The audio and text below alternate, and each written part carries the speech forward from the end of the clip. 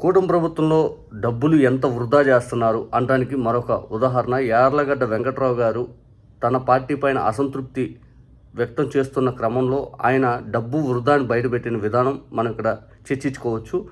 ఇక యార్లగడ్డ వెంకట్రావు గారు అసంతృప్తికి కారణం ఏంటి అని చూస్తే, గన్నవరం ఎయిర్పోర్ట్ టెర్మినల్ కట్టడం కోసం వల్లభనేని వంశీ గారికి పనిచేసినటువంటి సంస్థకి కాంట్రాక్ట్ ఇస్తారా, ఇదేనా నాకు ఇచ్చే గిఫ్ట్, ఇదేనా మీరు అని చెప్పి యార్లగడ్డ వెంకట్రావు గారు ఆయన తన పార్టీ అధిష్టానాన్ని క్వశ్చన్ చేశారు.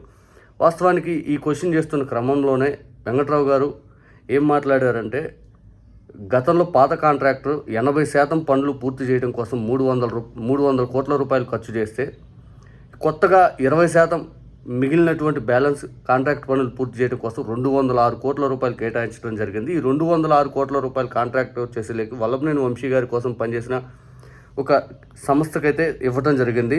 ఆ సంస్థ కేఎంవి కాంట్రాక్ట్ సంస్థకి అప్పచెప్పారు అని చెప్పి యార్లగడ్డ వెంకట్రావు గారు అయితే సీరియస్గా మాట్లాడటం జరిగింది. ఒక్కసారి యార్లగడ్డ వెంకట్రావు గారు ఏమన్నారో వినండి. కానీ మన ప్రత్యర్థికి పనిచేసిన వాళ్ళ కాంట్రాక్టులు నేను తీవ్రంగా పరిగణిస్తున్నా. ఇది క్షమార్హం కాదు. అంటే నేను యుద్ధం చేస్తే, నా రెక్కల కష్టం ఖర్చు పెడితే, మీరు ఇలా అవమానాలు పాలు చేస్తే నేను ఎట్టి పరిస్థితుల్లో ఉపేక్షించను. ఇప్పుడు ఇచ్చిన కాంట్రాక్ట్ కేవలం 20% పని మిగిలిపోయి ఉంటే 206 కోట్ల రూపాయలు కేటాయించారంట. అంటే ఆ నార్త్ ఇండియన్ కాంట్రాక్టర్ అయిపోయాడు, వాడు దెబ్బతినిపోయి పాపర్ అయిపోయాడు. వాడి కాంట్రాక్ట్ తీసేసి ఆడు 300 కోట్లతో 80% టెర్మినల్ బిల్డింగ్ పనులు చేస్తే 20%కి ఎంత డబ్బులు అవుతుందో అందరికీ తెలుసు.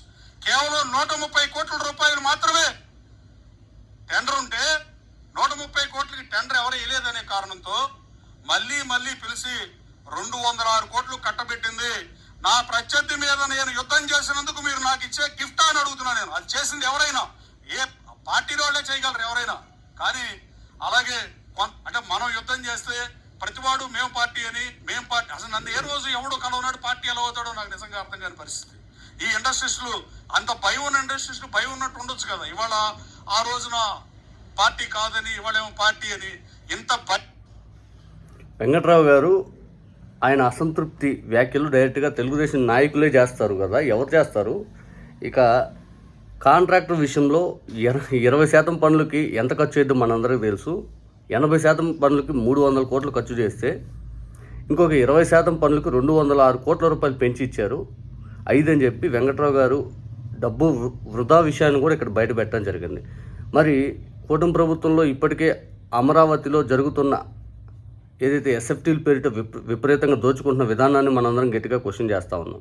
ఇంకా డబ్బు ఇలా వృధా చేసుకుంటూ పోతే అసలే అప్పుల్లో ఉండి పూర్తిస్థాయిలో సంక్షేమం అందించలేక చేతులు ఎత్తేస్తూ ఇచ్చిన హామీల్ని పట్టించుకోకుండా వెళ్ళిపోతూ